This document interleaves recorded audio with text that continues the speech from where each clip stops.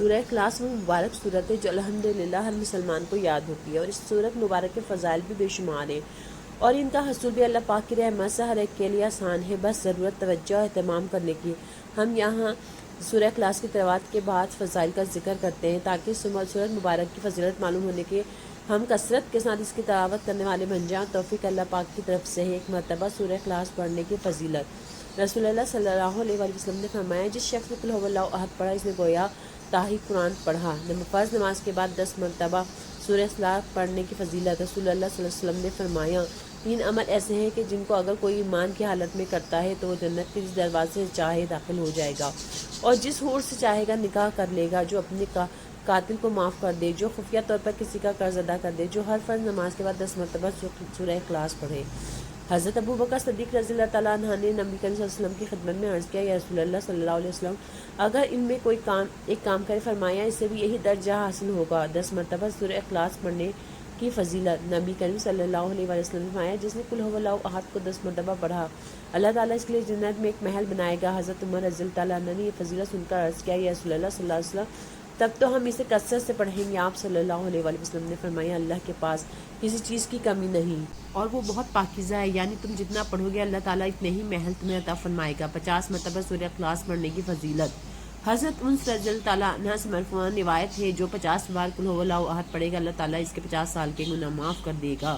100 مرتبہ سورہ اخلاص پڑھنے کی فضیلت۔ انس بن مالک رضی اللہ تعالیٰ عنہ سے روایت ہے کہ آپ صلی اللہ علیہ وسلم، جو شخص 100 مرتبہ قل هو اللہ احد پڑھے گا، اللہ تعالیٰ اس کے 50 سال کے گناہ معاف کر دے گا، بشرطے کہ وہ 4 خصلتوں سے بچے: حرمت والا خون بہانے سے، اور حرام مال کھانے سے، اور زناکاری سے، اور ناجائز مشروبات سے۔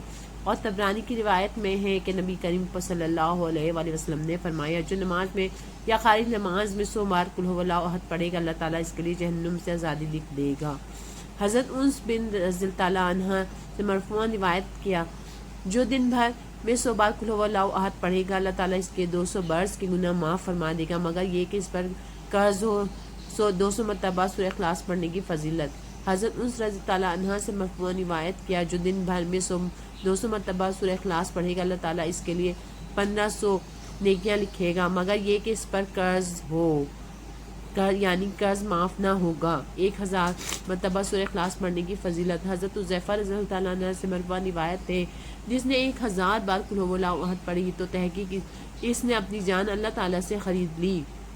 ہمہ وقت سورہ اخلاص پڑھنے والے صحابی کا مرتبہ۔ حضرت انس رضی اللہ تعالیٰ عنہ فرماتے ہیں، ہم نے غزوہ تبوک میں حضرت صلی اللہ علیہ وسلم کے ساتھ تھے۔ ایک دن سورج ایسے نور اور روشن کرنوں کے ساتھ طلوع ہوا کہ اس سے پہلے ہم نے کبھی نہ دیکھا تھا۔ تھوڑی دیر بعد حضرت جبرائیل علیہ السلام نبی کریم صلی اللہ علیہ وسلم کی خدمت میں حاضر ہوئے۔ آپ صلی اللہ علیہ وسلم نے فرمایا، جبرائیل، آج سورج ایسے طلوع ہوا ہے، اس سے پہلے ایسا کبھی نہیں دیکھا۔ انہوں نے عرض کیا، یا رسول اللہ صلی اللہ علیہ وسلم، صحابی معاویہ بن معاویہ یعنی مدینہ طیبہ میں انتقال فرما گئے ہیں، اللہ تعالیٰ نے ان کے نماز جنازے میں 70,000 فرشتے بھیجے ہیں۔ آپ صلی اللہ علیہ وسلم نے دریافت فرمایا، انہیں یہ مقام کیسے حاصل ہوا؟ سیدنا جبرائیل نے فرمایا، یہ دن رات چلتے اٹھتے بیٹھتے ہر حالت میں قل هو اللہ احد کی تلاوت کیا کرتے تھے، یہ اسی کا اجر ہے۔ سورہ اخلاص کی محبت جنت کو لازم کرتی ہے۔